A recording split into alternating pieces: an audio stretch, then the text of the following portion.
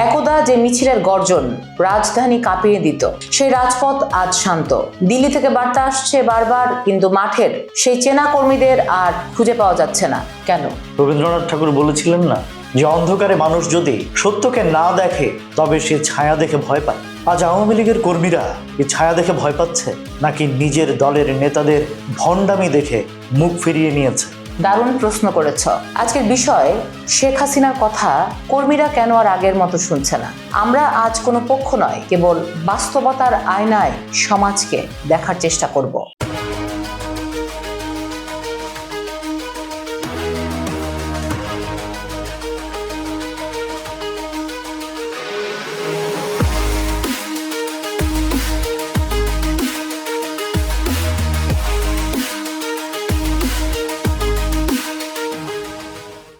দেখো, গেল 17 বছর আওয়ামী লীগ দল হিসেবে নয়, অনেকটা লাভজনক ব্যবসায়িক প্রতিষ্ঠানে পরিণত হয়েছিল, যেখানে টেন্ডারবাজ হাইব্রিডরা ছিল মূল লভ্যাংশ ভোগকারী।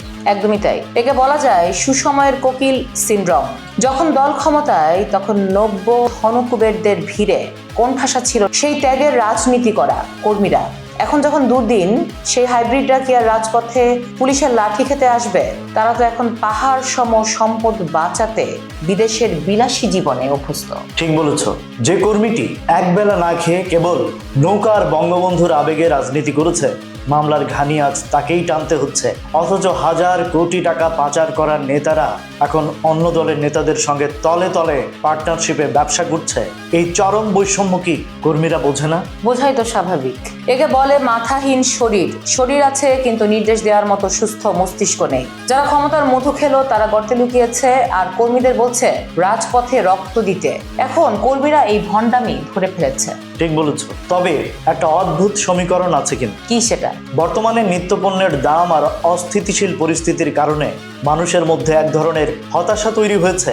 অনেকে একে আওয়ামী লীগের প্রতি সফট কর্নার বলছেন, কিন্তু এটা কি আসলেই সাংগঠনিক শক্তি, নাকি প্রতিপক্ষের ব্যর্থতার ফসল? খুবই বুদ্ধিদীপ্ত পয়েন্ট। এটি মোটেও সাংগঠনিক বিজয় নয়। আওয়ামী লীগ যদি ফিরতে চায়, তবে আগে সেই সব চোর বাটপার নেতাদের ঘাট ধাক্কা দিয়ে বের করতে হবে। সত্য স্বীকারের সাহস থাকতে হবে, নইলে হাজারটা অডিও বার্তাতেও ধীরে ভিজবে না। যাকে এক সময় মায়ের মতো মানত, আজ তার ডাকে সাড়া না দেওয়ার পেছনে হয়তো অভিমান আছে, ঘৃণা আছে, আর আছে চরম এক বাস্তবতা।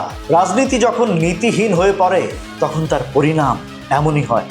তবে প্রশ্নটা আপনার কাছেও, নেতৃত্বের ভুলে কি একটি বিশাল রাজনৈতিক আদর্শ এভাবে বিলীন হয়ে যেতে পারে, নাকি শুদ্ধি অভিযানের মাধ্যমে আবারও ঘুরে দাঁড়াবে এই পুরনো দলটি? কমেন্টে জানান আপনার মতামত। এতক্ষণ আপনাদের সাথে ছিলাম আমি দীপ, আর আমি রাজ, আর আপনারা শুনছিলেন ভয়েস অফ বেঙ্গল।